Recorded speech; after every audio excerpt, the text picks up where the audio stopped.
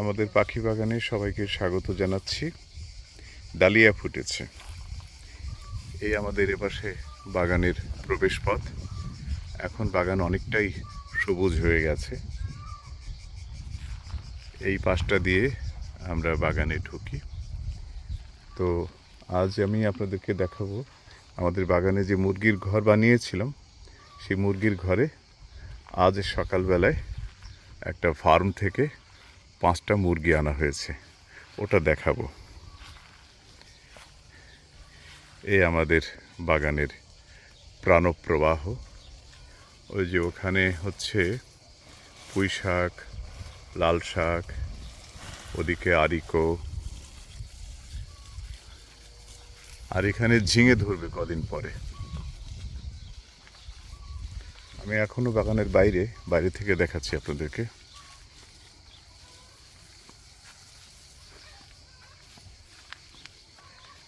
এই বাগানটা আমাদের প্রায় 1 বিঘার মতো বড়। এই যে এখান থেকে পুরোটা দেখতে পাচ্ছেন, ওই যে আম গাছের মতো দেখা যায় ওই পর্যন্ত বাঁশ বাগান, এতটা আমাদের এই বাগান। এই বছরে মানে এত বড় বাগান, এই বাগানে কাজ করতে করতে কখনো কখনো একটু ক্লান্ত বোধ করেছি। প্রাণের প্রবাহ এখানে। এতদিন এখানে এই মুরগির ঘর ছিল না, প্রাণের স্পন্দন কম ছিল। আর পাখিরা এখানে আছে, ওই বাঁশঝাড়ের মধ্যে লুকিয়ে থাকে, ওদেরকে দেখা যায় না। তো এই ঘরের মধ্যে 5টা মুরগি রইল। আর এদিকে আমাদের সবজি বাগান। আমাদের বাগানে এবারে একটু ভিন্ন ধরনের কুমড়ো হয়েছে, সাজিয়ে রাখার মতো কুমড়ো এই প্রথমবার হলো। আরও কয়েকটা জিনিস দেখাবো, ভিন্ন ধরনের সবজি। এই যে কুমড়ো, এটা কিন্তু মিষ্টি কুমড়ো। এই একটা ধরেছে, আর ওদিকে আরও 2টো ধরেছে। এই যে আরও একটা মিষ্টি কুমড়ো, যেন এর গাটা মোজাইক করা, এরকম মনে হচ্ছে না যে শিল্পীর আঁকা বা শিল্পীর তৈরি করা ভাস্কর্যের মতো আর কি। এই যে আরও একটা হয়েছে, এই আর একটা। আর এদিকে এই কুমড়োগুলো খুব সুস্বাদু হয়। এটা ফরাসি দেশের কুমড়ো। এখানে আরও কুমড়ো হয়েছে। এখানে বেশ কয়েকটা ছোট বড় কুমড়ো হয়েছে। আর এদিকে হচ্ছে কচু। এই কচু গাছগুলো বেশ বড় হয়ে গেছে এরই মধ্যে।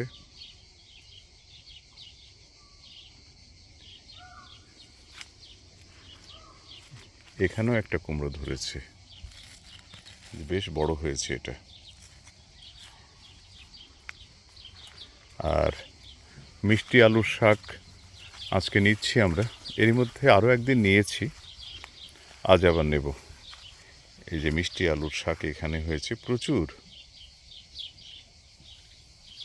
লাউ ধরছে, ছোট গোল লাউ যেটা, এই লাউ মাত্র ধরেছে।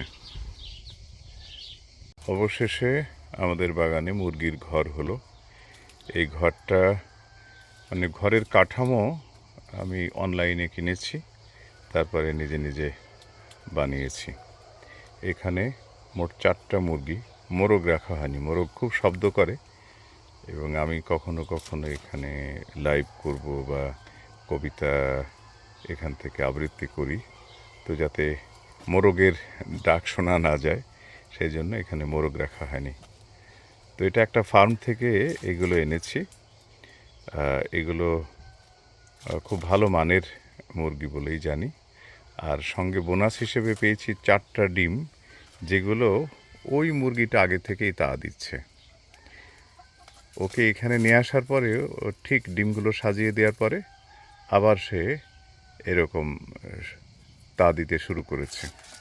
তার মানে সপ্তাহখানেকের মধ্যে আমাদের এই ঘরে আরও 4টা মুরগির বাচ্চা হাঁটাচলা করবে। বালতির মধ্যে রেখেছি কচু, কচু শাক খাওয়ার জন্য। কয়েকটা ফটকে গাদা ফুটেছে আর এই কচু শাক। একদিনের মধ্যে পাট বড় হয়ে গেল, খুব দ্রুত বেড়েছে এই পাট। আর পাটের মধ্যে ডাঁটাও আছে। আর ওই যে আমরা যেরকমটা বলি যে কাটোয়ার ডাঁটা, এইখানে এই ডাঁটাগুলো আলাদা হচ্ছে।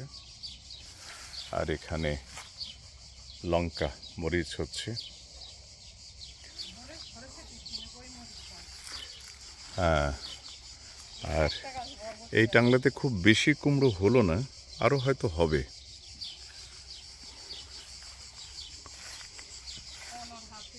এইখানে মরিচ।